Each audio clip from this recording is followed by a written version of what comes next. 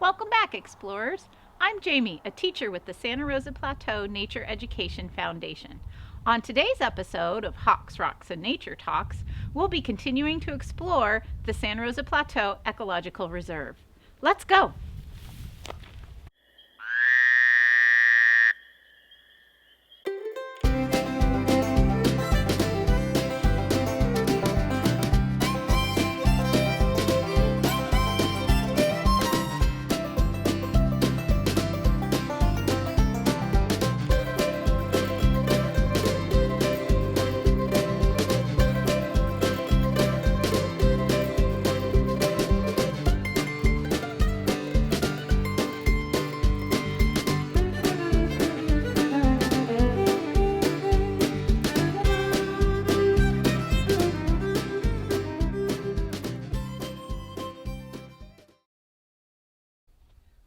We're so glad to be back at the plateau again with you today. And look, I brought more water. Welcome back, everybody, and I'm so glad that you came prepared with water because we're going to be going to coastal sage scrub and vernal pools today. That sounds awesome. Let's go. Now, I like to call this a plant community. We're now in the Chaparral, but some people might call this a biome.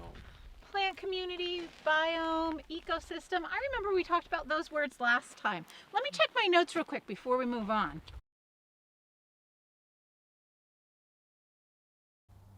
That's right. A habitat is a place where a creature lives. It has all it needs, food, water, and shelter. And it can be simple or complex. Plant community is a group of plants all living in the same area. They're adapted to the same topography, soil, rainfall, and temperature. Biomes are areas of the planet where we can find the same types of ecosystems. They have common characteristics because of the climate.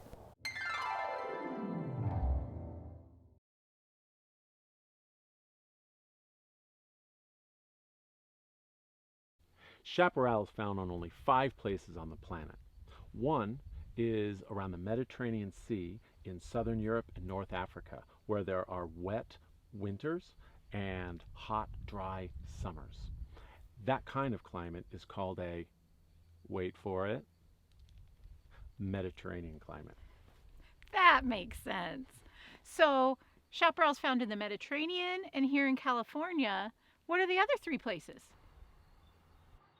In Western Australia, it's called quangan. In Chile and Spain, it's called natural. And South Africa, it's called fynbos. Quangan? I know. Behold the quangan. But whether or not you're in Italy, the Macchia, or Australia, Quangan. you have the same characteristics of plants. The short, small leaves, the tough, woody stems. And so no matter where you are on the planet in that Mediterranean climate, you're going to have similar characteristics. And so whenever you have different plant communities with the same characteristics, shaped by things like climate, you're going to have the same characteristics. And that's called convergent evolution. So no matter where you are on the planet in this climate, this is what you find. So even though the plants might be slightly different, they're all going to look similar. Yes. That's and cool. If you're in Italy in the Macchia, you're going to find rosemary, which would look very much at home here in Southern California, but it evolved in Southern Europe. With so many different kinds of plants in this area, there must be lots of different animals that live here too. Because the plants are both taller and denser, it provides shelter for bigger animals like bobcats, rabbits, and roadrunners. Unlike that area over there, welcome to the coastal sage scrub. Are you tricking me, Rob? How can these be 2 different plant communities? I thought you said there had to be different influences and characteristics. Well, sometimes the differences that are subtle to us are dramatically different for the plants. For instance, we're facing south now. Those north-facing plants of the chaparral receive less direct sunlight, and therefore they have more moisture, and therefore can grow taller and denser. Here, if I was a plant in the coastal sage scrub behind me, I'm facing south. I'm going to have a lot more direct sunlight, and therefore I'm going to have more evaporation taking place, more transpiration out of me, and therefore we're going to have less water.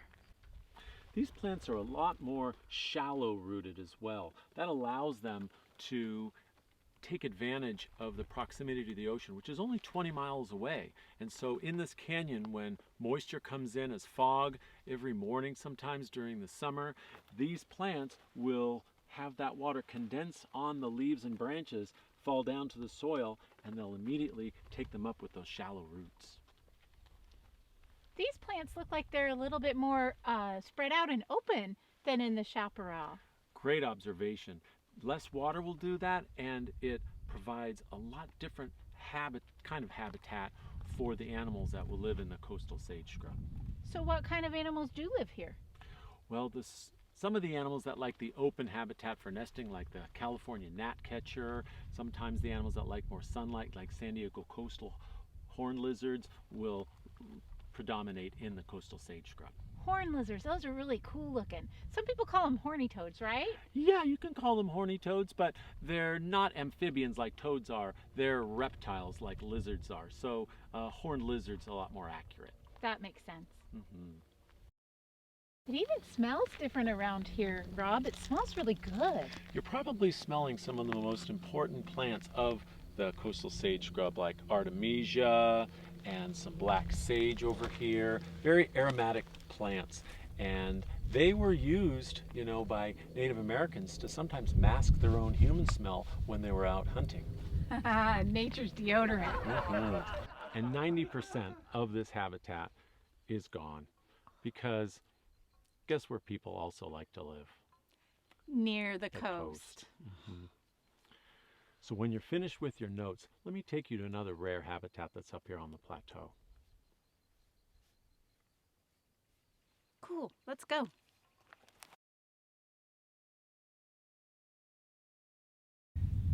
Welcome to the Vernal Pools. What now? Well, welcome to the Vernal Pool wetland. So if this is a wetland, but it's the dry season, all the water's underground? Wonderful guess and use of your critical thinking powers, but no.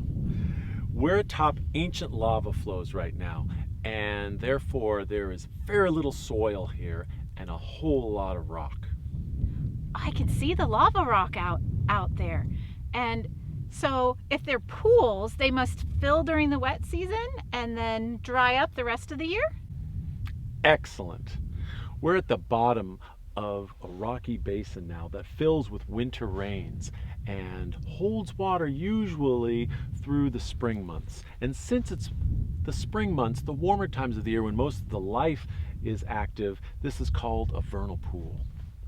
So if the water dries up, what happens to the animals that live here?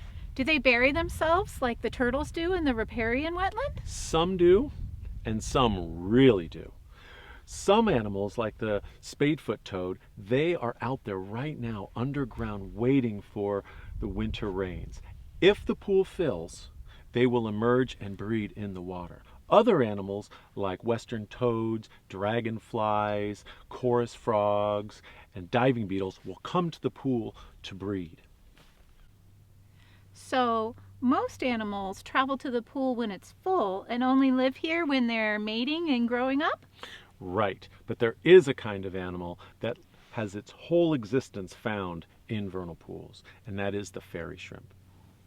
Now, right now, the fairy shrimp are in what are called dormant eggs or resting eggs, also known as embryos, just waiting for the pools to fill again. But when the pools fill again, only 5 to 10% of those resting eggs will develop.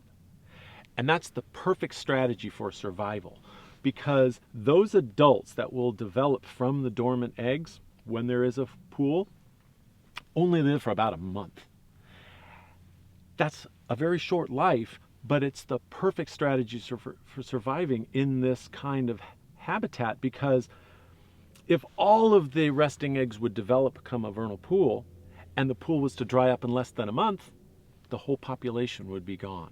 So by having 90% just waiting in the soil right now, developing, that assures their survival. So 90% will not develop, will wait, and then wait, and then wait, not just for years for the right conditions of the water, and whatever the conditions are, we don't know. Could be temperature of the water, could be the timing of the pools filling, but whatever it is, those 90% will just wait for not just years, for not just months, for not just decades.